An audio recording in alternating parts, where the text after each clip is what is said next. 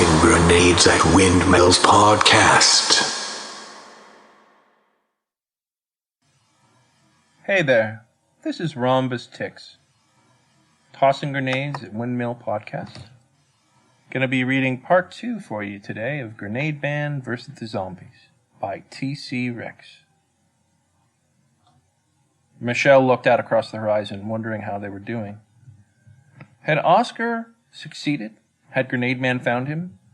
What would Marv be like after he'd been in such a horrible place for so long? And even if they made it, would it matter, given that the world might die? Beads bought her a coffee and stared out into the lingering daylight with her. Worried? She asked. Michelle nodded. She was still trying to stay positive, stay strong, and stay focused. It wasn't easy, because she was a member of the inner circle by association, and she was expected to be an example. That was bullshit. But what was she going to do about it? She had to at least pretend to put a brave front, or she'd look like a total bitch. Of course, she wasn't really that brave at all, but she wasn't going to tell anyone that. Well, maybe Beads.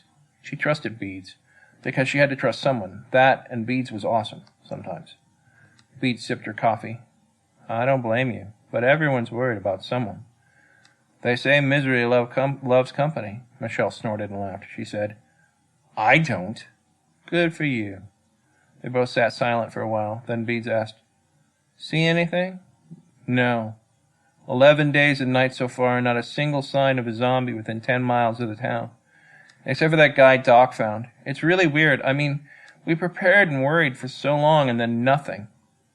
I've seen Jarvie play board games before. He's doing this deliberately. Make no mistake about it.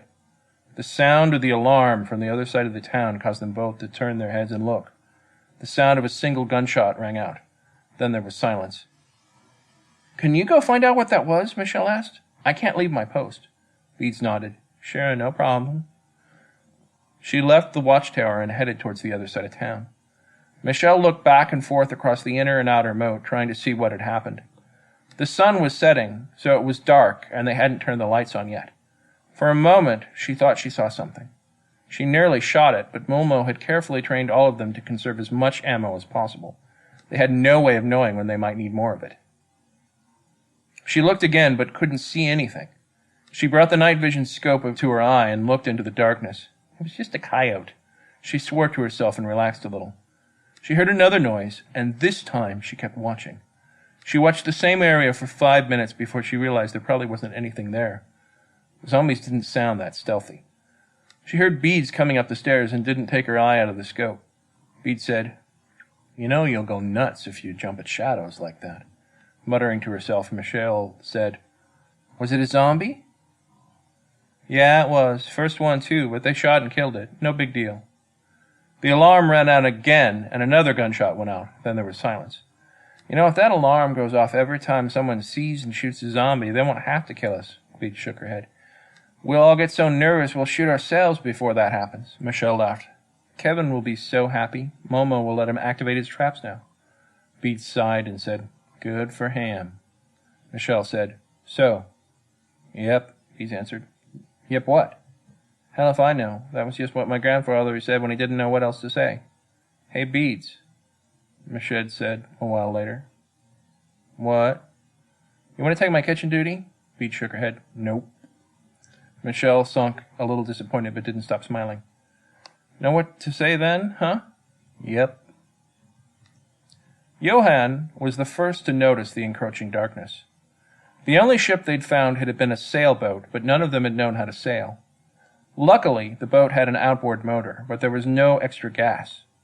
Hopefully it would be enough to get them to the mainland. It was mid-morning when Johann spotted the clouds, and he shook them all awake. Looks like a storm, he said. Grenademan shook his head. That's no storm, he said. Oscar squinted into the darkness. What is it then? He asked. Magic. Jarvie? Almost assuredly. Johann half-heartedly covered his ears, but they'd long since given up asking Grenademan to whisper by now. Marv asked, What is that little jerk trying to drown us with a storm cloud or something? Grenademan shook his head. Those are not storm clouds. The motion is too even. It is hard to tell what they are. Gersh, who had been manning the rudder, said, Let me see the bana.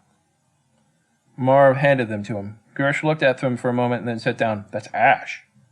Ash? Yeah, ash, as in volcano somewhere erupted and spread all over the place. I lived in Washington State when Mount St. Helens blew up. It spread ash for hundreds of miles. Oscar looked at Grenademan.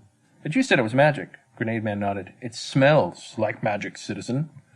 Well, what can we do about it? We shall stalwartly stand against it. Oscar looked at Marv. Marv rolled his eyes. Oscar turned to Grenademan and asked, is there anything we can do to help ourselves be more stalwart against it? Grenademan thought a moment and then said, the ancient Vikings used to sing before they went into battle. Marv looked at Johann. Johann looked back at Marv and then at Oscar. Oscar looked at everyone. Finally, Gersh in the back began to sing, don't worry. Be happy. For a while, no one else sang, but when Grenademan joined in, it was fairly hard not to. Of course, Oscar tried to make it sound like a Viking war song, so they were singing a rather intense version of that medley, but no one knew the second verse, so they just sang the first one over and over.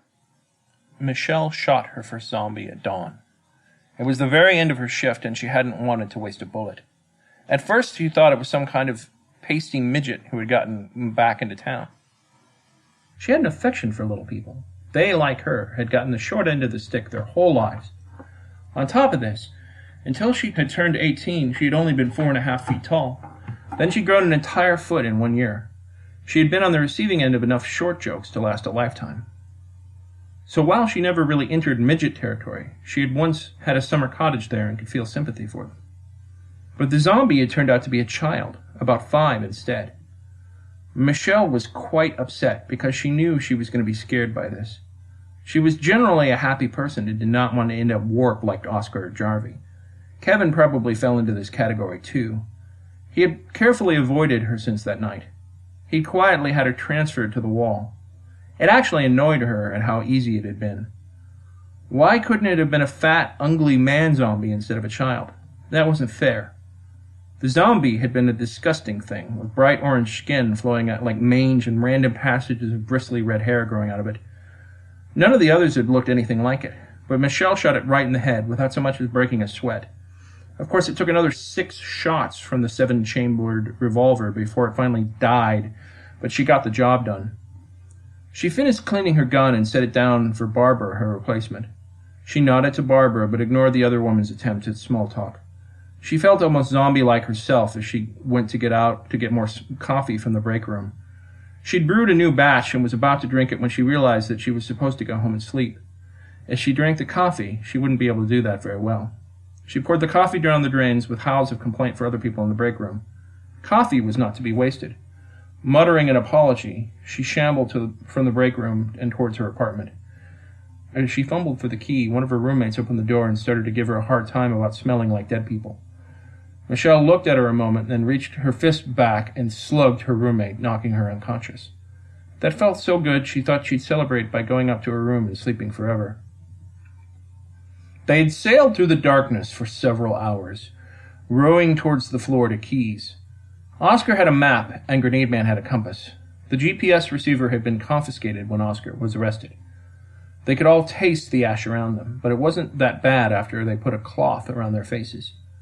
Oscar had been tempted to blow up the ash cloud at one point, but when he ran the calculations about how many grenades it would require, he changed his mind. He also realized that technically the ashes were the result of a much bigger explosion somewhere else, so blowing up the after results of an explosion probably wouldn't accomplish anything. They all felt the magic around them seeping into their bones. This was more than just darkness. It was darkness, capital D. Oscar looked at his watch and then checked the map. It's really hard to gauge our progress, but I think we have to be getting at least a little closer. I think that there was a shriek of fear that Oscar pulled back from the edge of the boat. Instinctively, Grenademan threw a grenade at whatever Oscar had seen. There was a titanic splash and the boat was lifted into the air nearly on its side. It slammed back into the water and rocked back and forth over the agitated waves. A dead sailor landed on the deck. The flesh long melted off his face, save for the calcified eye socket and rotted remains on his neck. It was half skeleton, half zombie, and it shambled forth to claim Oscar. Marv whacked at it with an oar, knocking it back over the side, but soon the hands were joined by another set of hands. Bony and fleshy hands began clawing at the boat. Grenademan began to throw grenades left and right. As the skies lit up with flame, they could see a cruise ship in the distance with hundreds of floating or swimming corpses move towards them. Grenademan would throw a grenade and blow some of them to smithereens, but then a one-limbed torso would float to the surface and still somehow move towards them. The ash falling into the water caused the dead of centuries of shipwrecks rise like rotting fish from a lake into which a stick of dynamite had been thrown. Flame was not enough to stop them. Grenademan ran through his list of grenades. Flash wouldn't work. Explosives was barely getting the job done. If they were on land, the slick grenades might work, but out here in the water, the zombies would just swim through it. Obviously, sleep grenades and smoke grenades weren't doing it either. He threw a paint grenade at them out of frustration and desperation. One of the zombies now glowed in the dark with phosphorescent paint. It didn't do much else. "The ship," Grenademan said. "We need to head for the ship." Oscar drew the rapier from Grenademan's scabbard and began slicing at the limbs of the undead. It went through the rotting flesh like a warm knife through butter. That was one sharp sword. Grenademan continued to toss more grenades at the zombies. Some he destroyed, and some he just split into a pile of animated limbs that swam through the water like snakes. One by one, he cut them down while the others put the oars in the water and began to row for all that they were worth. After forever, they finally reached the ship, and just as they did, the zombies crawled up and around it, tearing the boat to shreds. Grenademan threw more explosive grenades, blowing some of the zombies to bits, but there were hundreds more where they came from. Grenademan climbed up out of the water while the others followed behind him. Oscar was the last to go up, but he was grabbed by the zombies and pulled back into the water, where he was torn limb from limb in seconds. Grenademan dove back into the water, punching one of the zombies. As soon as he contacted its flesh, the zombie burst into flame with a cry of fear and unnatural terror. Oscar, with his dying breath, tossed Grenademan his sword. Once in Grenademan's hands, the sword burst into flame each time it touched one of the zombies, sending the once again dead corpses into the depths of the sea. Grenademan realized that Oscar had perished and saluted him. Then he began to climb up the ladder again and onto the ship. He had saved Marv, but at what cost? Oscar was the one he had to keep alive. He could take no more chances. The project was either ready or it wasn't.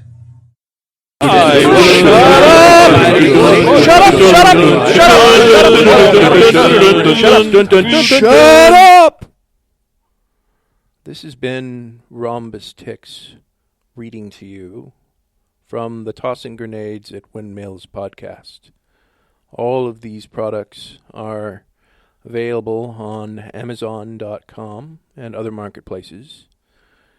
Copyright 2015 Red Anvil Amalgamated. Sound editing by Greyson Bergmann. Initial bumper by Electro Rock Cardiogram. To fight the forces of evil!